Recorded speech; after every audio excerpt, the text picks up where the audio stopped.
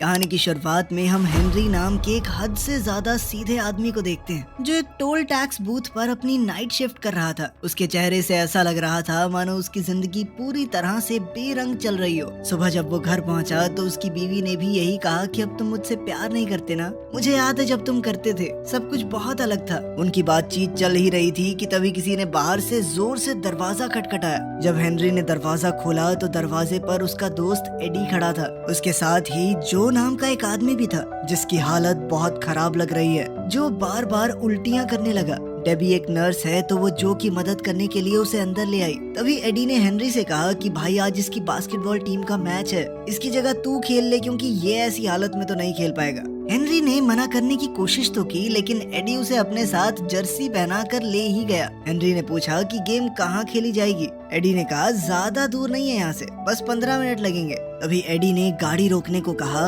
और ये कहकर चला गया कि हम बस थोड़ी देर में वापस आ जाएंगे, बस खाने पीने का कुछ सामान लेने जा रहे हैं, तू यहीं पे बैठा रहियो और गाड़ी चालू रखियो, ठीक है ना। तभी जाते जाते एडी और उसके दो और साथियों ने मास्क पहन लिए। बाकी दो लोगों को तो हेनरी जानता तक नहीं था। वो तीनों अपनी अपनी बंदूकें निकाल कर बैंक में घुस गए। बेचारे हेनरी को तो अब तक आइडिया भी नहीं था कि एडी और उसके साथी यहाँ बैंक लूटने आए हैं और वो उनका ड्राइवर है। और तो और गाड़ी भी चोरी की थी, तार निकाल के स्टार्ट कर रखी थी। कुछ देर बाद ही वो लोग बैंक से निकलकर इधर उधर भागने लगे। इतने में वहाँ मौजूद एक गार्ड ने हेनरी को देख लिया। उसने बिल्कुल चोरों जैसी ही टी शर्ट पहनी हुई थी, इसी वजह से उसे गिरफ्तार कर लिया गया। पुलिस वालों ने हेनरी से बहुत पूछने की कोशिश की कि बता दे अपने साथियों का नाम, लेकिन हेनरी एडी के अलावा वैसे भी किसको ही जानता था। वो इतना सीधा था कि उसने एडी का नाम भी नहीं लिया, ये सोचकर कि जैसा भी है तो मेरा दोस्त ना। इसी वजह से बैंक को लूटने की कोशिश के जुर्म में हेनरी को 3 साल की सजा सुना दी गई।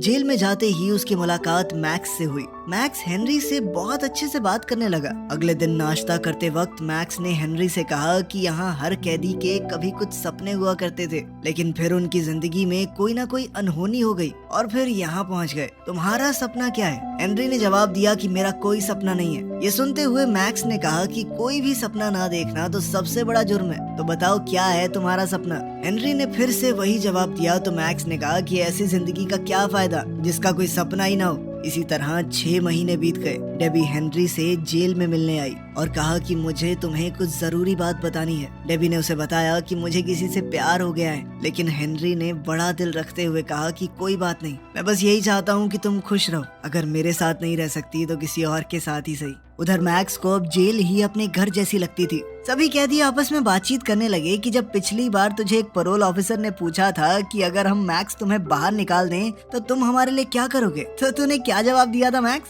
जिस पर मैक्स ने जवाब दिया कि मैं तुम्हारे घर में घुसकर तुम्हारे कुत्ते को मार दूंगा, तुम्हारे घर को आग लगा दूंगा और वहाँ रहने वाली हर जिंदा चीज की जुबान काट लूंगा मैं। फिर बाद में हेनरी से पूछा गया कि तुम्हारा रिव्यू कब है, जिस पर हेनरी ने जवाब दिया अगले महीने। तभी एक कैदी ने कहा कि सबको यकीन है कि हेनरी शरीफ है। हेनरी ने भी कहा कि मैंने कोई गुनाह नहीं किया। इस पर मैक्स ने उससे कहा कि तुमने जेल में समय बिताया है तो तुम चाहे कुछ भी कहते रहो, बाहर सबको ऐसा ही लगेगा कि तुमने कोई तो जुर्म किया है। खैर जल्द ही हेनरी को जेल से छुट्टी मिल गई और सबसे पहले डेबी से मिलने गया, मगर जब जो ने दरवाजा खोला तो वो ये देखकर हैरान रह गया। और तो और डेबी के पेट में उसका बच्चा भी था। ये सब देखकर हेनरी मन ही मन सोचने लगा कि कैसे उसकी जिंदगी एकदम बदल गई। डेबी ने हेनरी को उसका पूरा सामान दिखाया और उससे पूछा कि अब तुम आगे क्या करने वाले हो। हेनरी ने कोई जवाब नहीं दिया और तभी जो वहाँ आया उसने हेनरी को एक बिजनेस का ऑफर दिया और कहा कि कोर्ट में मेरा नाम ना लेने के लिए शुक्रिया।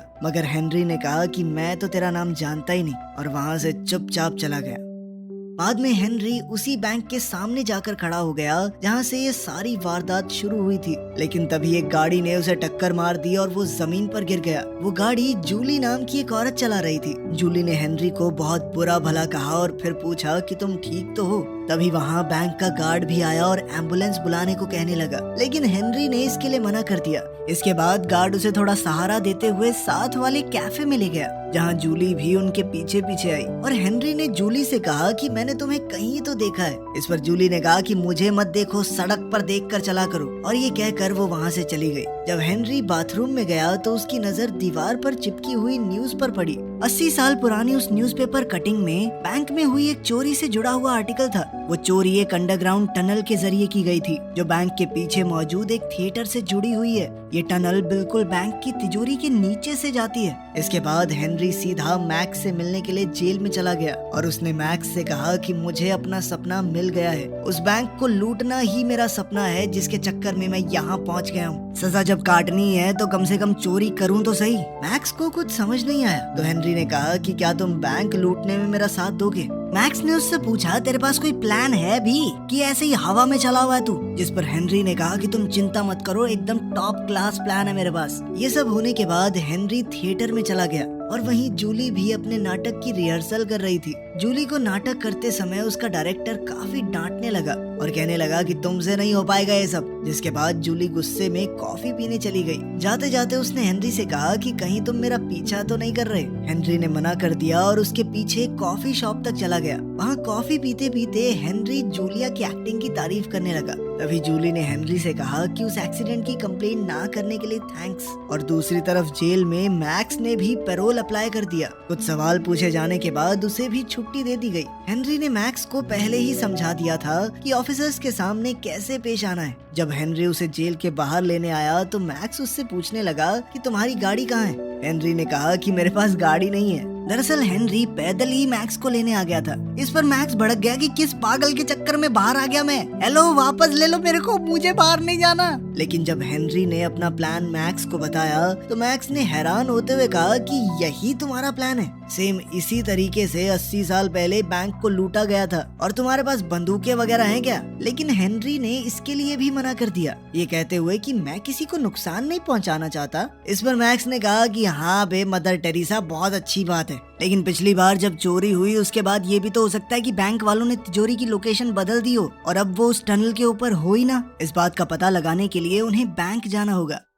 बैंक में जाकर वो वहाँ के असिस्टेंट मैनेजर से मिले। उन्हें अंदर जाते हुए बैंक के गार्ड ने बहुत ध्यान से देखा। मैक्स ने बैंक के असिस्टेंट मैनेजर से बातचीत करते हुए बड़ी ही चालाकी से ये बात कंफर्म कर ली कि जब से बैंक को बनाया गया है तब से उसकी तिजोरी को कभी भी अपनी जगह से हिलाया नहीं गया। उसने ये सब इतनी चालाकी से किया कि मैनेजर को घंटा शक नहीं हुआ, लेकिन गार्ड की नजर अब भी उनके ऊपर थी। इसके बाद दोनों उस टनल की जाँच करने के लिए थिएटर में गए। वहाँ जूलिया हेनरी को फिर से देखकर हैरान हो गई और इस बार तो मैक्स भी उसके साथ था। लेकिन तभी मैक्स बोल पड़ा कि जब मैं जवान था तो मैंने यहाँ बहुत सारे प्लेस किए हैं, मैं हेनरी को यही दिखाने यहाँ लाया हूँ। आपको कोई एतराज तो नहीं अगर मैं थिएटर को अंदर से देख लूं? अंदर जाते हुए जूली ने मैक्स से पूछा कि वो कौन कौन से नाटक यहाँ कर चुके हैं, तो मैक्स ने सीधा शेक्सपियर का नाम ले दिया। फिर मैक्स ने कहा कि मेरी यहाँ बहुत सी यादें हैं, तो मैं थिएटर का कोना कोना देखना चाहता हूँ, जिसके लिए मैक्स को परमिशन मिल भी गई। मैक्स के जाते ही जूली ने हेनरी से पूछा कि ये तुम्हारे पिता हैं क्या,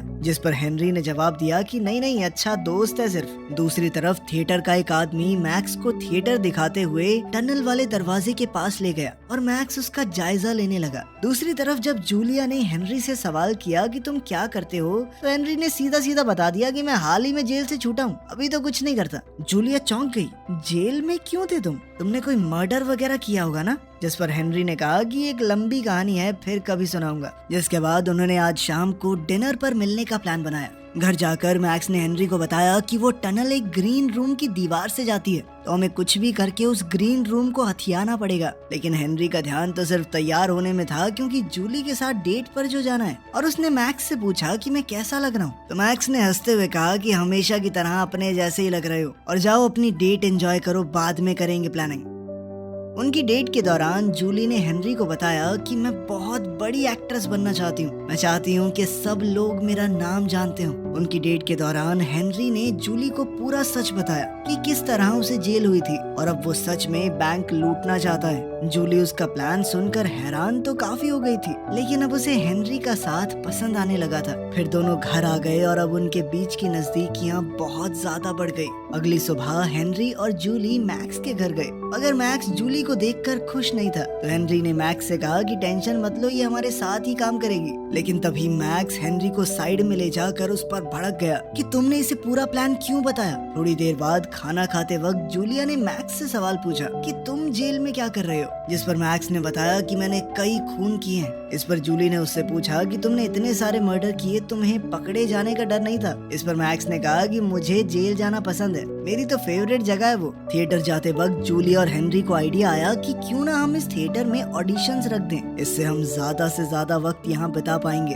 लेकिन कुछ देर बाद मैक्स को आइडिया आया कि क्यों ना जिस एक्टर का वो ग्रीन रूम है उसको निकाल के हेनरी को वो रोल दे दिया जाए, फिर हम आराम से खुदाई करते रहेंगे, किसी को कुछ पता नहीं चलेगा। इस पर हेनरी ने कहा कि मुझे एक्टिंग थोड़ा ना आती है, लेकिन मैक्स ने उसे पूरा चढ़ा दिया। अबे शक्ल देख अपनी, नेचुरल एक्टर है तू, तेरे से बढ़िया कोई नहीं कर पाएगा, और वैसे भी ये तो लीड रोल है। कुछ देर बाद वो एक्टर खुद ब खुद प्ले छोड़कर चला गया, ये कहकर कि उसे बहुत बड़ी पिक्चर में काम मिल गया है, लेकिन असल में तो मैक्स ने उसे बेवकूफ बनाया था। जब ये बात जूली को पता चली तो वो बहुत गुस्सा हो गई। तुम लोग मेरा करियर खराब करके मानोगे क्या? हेनरी ने ऑडिशन दिया और वो सिलेक्ट भी हो गया। अब उन्हें और भी आसानी होगी अपना काम पूरा करने में, मगर उन्हें 1-2 दिन में ही एहसास हो गया कि ये टनल का काम 2 लोगों के बस की बात नहीं है, और उन्होंने जो को इस काम में शामिल करने का फैसला किया। बहुत समझाने के बाद जो इस काम को करने के लिए तैयार हो गया, लेकिन सुरंग देखते ही जो बोला कि ये सब करने की क्या जरूरत है, तुम सीधा बंदूक लेकर जाओ और चोरी कर लो। इस पर मैक्स ने जवाब दिया कि तेरी तरह बेवकूफों वाली चोरी नहीं करनी हमें। धीरे धीरे काम चलने लगा। इस काम के साथ साथ हेनरी अपने रोल के लिए भी काफी डेडिकेटेड था। हेनरी को अब सिर्फ पैसा नहीं चाहिए था, उसे जिंदगी में कुछ नया करना था। एक रात जब वो अपना काम करके घर जा रहे थे तो उस बैंक वाले गार्ड ने उन्हें रोक लिया जिसने हेनरी को गिरफ्तार किया था। पुलिस वाले ने कहा कि तुम वही हो ना जो बैंक लूटने वालों के साथ था, और अब भी मैंने तुम्हें बैंक के पीछे से कई बार थिएटर जाते हुए देखा है, मैं इस बार कोई गड़बड़ नहीं होने दूंगा। हेनरी ने पुलिस वाले को अपने साथ चलने को कहा और फिर गाड़ी को एक शांत जगह पर ले गया। हेनरी ने उससे पूछा कि तुम चाहते क्या हो, तो फ्रैंक ने बताया कि हर महीने एक बार एक ट्रक हमारे साथी पार्टनर बैंक्स में जाता है, सारी करेंसी को लेकर एक जगह इकट्ठा करता है। इस बैंक की तिजोरी में उस वक्त 100 करोड़ से भी ज्यादा रुपए रखे होते हैं। कोई बेवकूफ ही होगा जो बैंक को किसी और समय लूटने की कोशिश करेगा। मैं अंदर से तुम्हारा आदमी बनकर अलार्म सिस्टम में तुम्हारी मदद कर सकता हूँ। अगले दिन थिएटर में जूली के रोने वाले सीन के दौरान डायरेक्टर ने उससे कहा कि तुमने कभी किसी से प्यार नहीं किया ना, दिल नहीं टूटा तेरा कभी, यही तेरी दिक्कत है। बिना इस फीलिंग के तुम कभी एक महान एक्ट्रेस नहीं बन पाओगी। फिर 5 मिनट का ब्रेक हो गया। जूली बाथरूम में जाकर रोने लगी। हेनरी ने पूछा कि तुम ठीक तो हो ना? तभी जूली फूट फूट कर रोने लगी। उसने कहा कि हाँ, नहीं हुआ मुझे कभी किसी से प्यार, क्या करूँ मैं, लेकिन एक्ट्रेस तो मुझे बनना है ना। इस पर हेनरी ने कहा कि तुम प्यार करती हो मुझसे, बस तुम्हें अभी पता नहीं है, और मुझे यकीन है कि तुम बहुत बड़ी एक्ट्रेस बनोगी। फिर दोनों ने आगे बढ़कर एक दूसरे को चूम लिया। रात को मैक्स और हेनरी चोरी का प्लान तैयार कर रहे थे, तभी दरवाजे पर नॉक हुआ। हेनरी ने जैसे ही दरवाजा खोला तो उसने देखा कि जो और एडी खड़े थे। जो को देखकर ऐसा लग रहा था मानो उसकी छेताई की गई हो। तभी एडी ने हेनरी से कहा कि जो ने मुझे सब कुछ बता दिया है और अब मैं भी तुम्हारे प्लान में शामिल हूँ। लेकिन मैक्स को एडी बिल्कुल पसंद नहीं आया। उसने हेनरी से पूछा, कौन है नमूना? एडी कहने लगा कि मुझे सब कुछ पता है, इसीलिए अब तुम्हारे पास कोई चारा नहीं है। मैक्स ने दोबारा पूछा कि कोई मुझे बताएगा ये उल्लू का पट्टा है कौन? लेकिन एडी तिल मिलाकर कहने लगा कि मैं इस प्लान में अंदर हूँ और तू बाहर बुड्ढे। मैक्स ने उसे सीधे तौर पर वहाँ से जाने के लिए कहा, लेकिन एडी ने मैक्स को दोबारा से बुढ़ा कहकर चिढ़ाया। तो इस बार मैक्स को गुस्सा आ गया, तो वो एडी की तरफ उसे मारने के लिए बढ़ने लगा, लेकिन हेनरी ने जैसे तैसे बीच बचाव किया।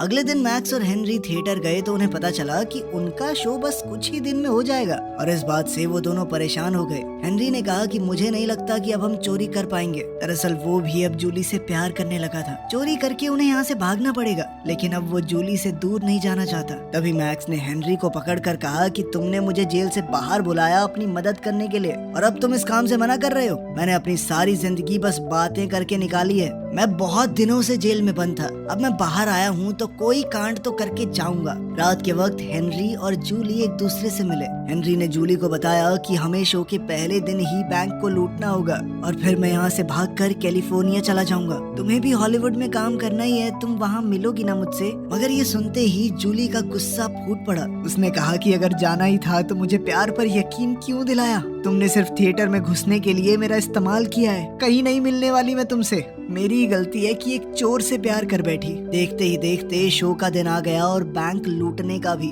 नाटक के डायरेक्टर ने सभी एक्टर्स को कहा कि आज तुम्हारा दिन है, जाओ और अपनी छाप छोड़ दो, अब हमारे पास सिर्फ 10 मिनट बचे हैं। तभी पैसों का वो ट्रक भी बैंक में आ गया जैसा कि पुलिस वाले ने बताया था। हेनरी प्ले में अच्छे से एक्टिंग करता रहा और मौका देखते ही अपने साथियों की मदद करने चला गया। सब उनके प्लान के हिसाब से ही हो रहा था। पहले उन्होंने एक औजार की मदद से ईंटों की दीवार तोड़ी और बाद में एक बड़ी सी वेल्डिंग मशीन की मदद से तिजोरी के लोहे को काटते हुए वहाँ एक बड़ा सा छेद कर दिया। पुलिस वाले का इशारा मिलते ही मैक्स ने पहले ही तार काट दी थी, जिस वजह से अलार्म नहीं बजा। मगर तभी एडी ने मैक्स पर बंदूक तान दी और उसे चुपचाप यहाँ से चले जाने को कहा। एडी ने जो से कहा कि सारा पैसा जल्दी जल्दी गाड़ी में भर। जो को एडी की ये हरकत पसंद नहीं आई और कहा कि ऐसा मत कर भाई, ठीक नहीं है ये। तभी हेनरी भी वहाँ पहुँच गया और एडी ने उसे भी डराने की कोशिश की और मैक्स को बंदूक से मारकर नीचे गिरा दिया, जो बार बार उसे ऐसा करने से मना कर रहा था। तभी मैक्स ने एडी के हाथ से बंदूक छीनकर उसे पीटना शुरू कर दिया।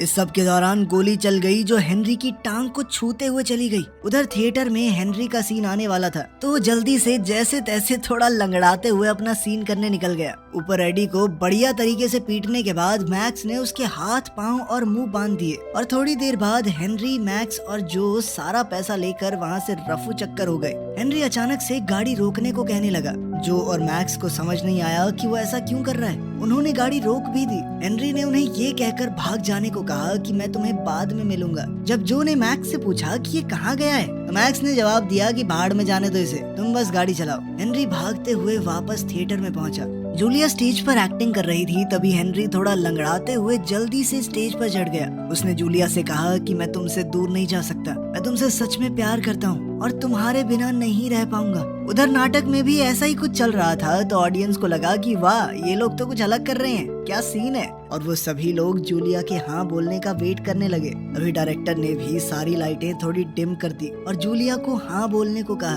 अब जूलिया को भी यकीन हो गया था कि हेनरी सच में उससे प्यार करता है और एक लंबे सन्नाटे के बाद जूलिया ने हाँ तो नहीं कहा, लेकिन उसके चेहरे के हाव भाव ने सब कुछ जाहिर कर दिया। चलो आखिर में हीरो को हीरोइन मिल गई, पैसा तो वो ले ही लेगा। वीडियो पसंद आई तो लाइक कर देना, चैनल को सब्सक्राइब कर देना। मिलते हैं अगली वीडियो में।